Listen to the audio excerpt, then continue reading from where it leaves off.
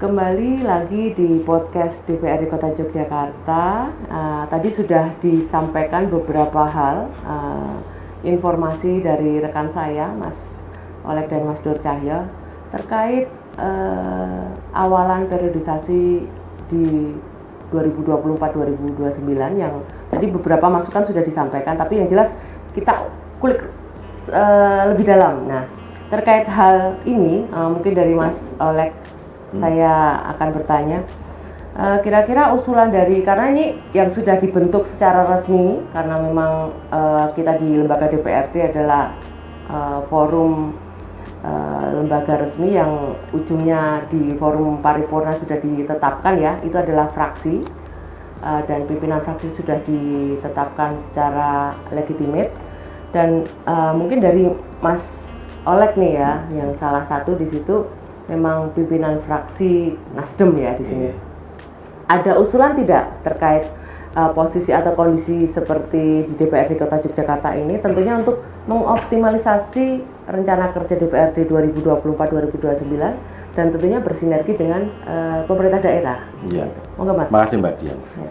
Jadi ada beberapa hal yang perlu kita pahami dan kita ketahui bahwa saat ini sebenarnya ada jalan keluar, yaitu dengan melalui SE, Surat Edaran Menteri nomor 100.2.1.3/3434 SJ, yang mana ini tentang tata cara pelaksanaan pelantikan anggota DPRD Provinsi Kabupaten Kota tahun 2024. Nah, di klausul huruf E nomor 4 di sana berbunyi, sehubungan dengan ketentuan hal-hal tersebut di atas, pimpinan DPRD Provinsi Kabupaten Kota dapat memproses usulan calon definitif tanpa menunggu semua partai politik yang memiliki hak mengisi kursi pimpinan DPRD mengajukan calon pimpinan DPRD definitif dengan ketentuan minimal sudah ada satu orang unsur calon pimpinan DPRD, sehingga usulan calon pimpinan DPRD dapat diusulkan setelah adanya usulan partai politik sesuai dengan ketentuan peraturan perundang-undangan. Nah, ini sudah jelas sebenarnya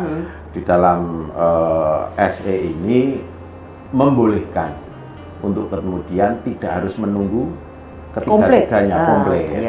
Dan ini juga sudah kami tanyakan beberapa waktu yang lalu ketika saya secara pribadi selaku anggota Dewan menerima kunjungan dari DPRD Purbalingga.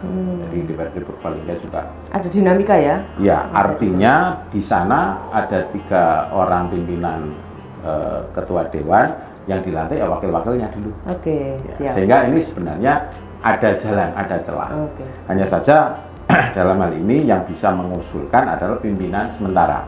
Kalau di sini pimpinan sementara ada Mas Wisnu dari PDIP dan ada Mas Sinar dari PDIP, dari Gerindra. Ini yang bisa mengusulkan. Sehingga ini ada jalan keluar. Sehingga kemandekan ini tidak serta-merta menjadi sesuatu hal yang buntu. Mengingat bahwa APBD tahun 2025 ini sudah cukup mendesak, yang nanti pada tanggal 30 November itu harus disahkan. Iya, maksimal ya. Sementara perlu kita tahu ketika untuk pelantikan pimpinan DPRD itu melalui proses yang cukup panjang. Dan hanya kesepakatan di ruang diskusi DPRD, kita harus membuat surat ke gubernur untuk kesepakatan itu, dan gubernur kita harus nunggu waktu lagi untuk bersurat. Nanti dari gubernur keputusannya seperti apa, 1 bulan atau 1,5 bulan baru balik lagi baru ke DPRD. Jadi waktunya habis ya Mas ya? Sehingga ini masih punya waktu kurang lebih 30 hari, September, Oktober, November. Artinya 30 November ini masih punya waktu 2 bulan. Tergantung kita bagaimana untuk bisa mensikapi surat edaran ini bisa diberlakukan. Karena memang di dalam pelaksanaan jangka waktu untuk pengaturan berapa lama menjadi pimpinan definitif itu tidak diatur dalam hal ini. Sehingga kami nanti mengusulkan ini Mbak Dian, dalam muatan lokal untuk tatip itu ada aturan seperti itu. Nah, jadi misalnya di tatip itu misalnya pimpinan ada batasnya, ada batasnya, sehingga ada kepastian hukum di sana. Karena melihat bahwa fenomena seperti ini ya hal yang lumrah di dalam peta politik kita. Siap, yeah. Karena kami menyadari mungkin masing-masing partai politik itu mempunyai kebijakan masing-masing untuk bisa menentukan arahnya kemana.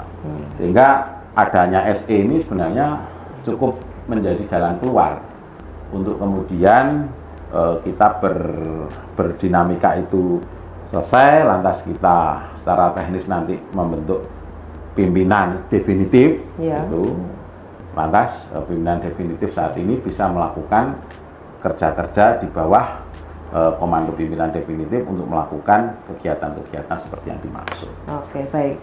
Jadi artinya Mas Oleg tadi menjelaskan beberapa hal, karena memang kalau di tata tertib DPRD sifat pimpinan DPRD kolektif kolegial ya. Artinya dengan adanya belum terkomplitnya ya SK beberapa usulan partai politik, karena memang kalau pimpinan DPRD menjadi indikator yang menduduki pimpinan DPRD adalah kalau di Kota Yogyakarta 40 anggota dewan itu hanya 3 partai pemenang.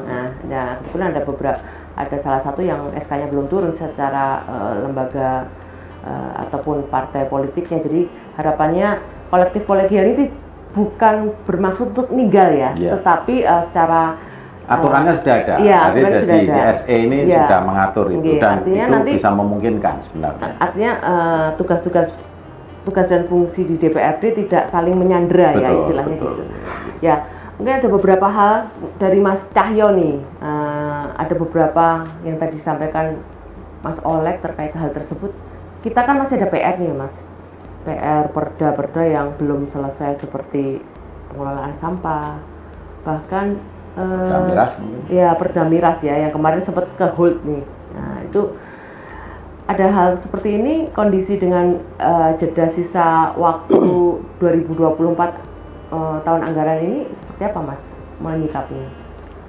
Ya, tadi sudah disarankan oleh Pak Oleg bahwa adanya surat edaran dari Kemendagri tadi itu memang menjadi salah satu jembatan gitu ya, karena kebetulan hari Selasa kemarin DPRD Kota Bandung itu sudah ada pelantikan pimpinan definitif. Kondisinya sama dengan seperti Kota Jogja? Di sana ada beberapa yang belum dapat ketua, harusnya ada 3 wakil. Ada 1 yang belum selesai juga dan yang dilantik hanya ketua dan 2 wakil. Nah, jadi artinya bukan maksud untuk meninggal ya bersama-sama, tapi nanti seandainya SK itu sudah turun ya tetap ada pelantikan lagi. Setelah saya tanya ya memang ada rembukan dulu, dikasih deadline. Nah kalau yang belum nanti pelantikan tidak ditinggal tapi disusulkan. Ya, siap. Begitu. Nah kemudian artinya ada solusi ya Mas? Ada solusi begitu. Memang kemarin dari Sekretariat DPRD juga pernah menyarankan dibentuk Pokja. Panja atau Pokja. Pokja atau Panja. Nah, untuk kalau memang benar-benar terjadi kebuntuan. Stagnan ya. Karena ya jujur akan yang rugi masyarakat. Pasti. Ketika APBD tidak terbahas, Mbak Dian. Sehingga ini urgent bagi kita untuk bisa menyelesaikan ini Ya, karena tadi sudah disampaikan ya, kita ada batas waktu pembahasan anggaran di 28 November. Ya, 30 ya. 28-30 November itu maksimal batas pembahasan setiap tahunnya di pembahasan anggaran di tahun N-1 di anggaran berjalan yang ke depan.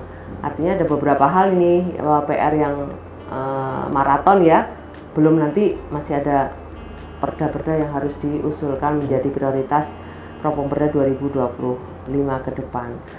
Kita jeda sebentar. Nah, jeda lagi, masih ada obrolan yang sangat menarik di sesi ini nanti. Ada beberapa hal tahapan pembahasan perda yang tadi masih menjadi PR dan anggaran 2025 seperti apa yang mungkin akan disampaikan Mas Oleg dan Mas Nur Cahyo, prioritas yang digagas oleh anggota DPRD periode sekarang untuk 2025 ini untuk pembangunan Kota Yogyakarta tentunya.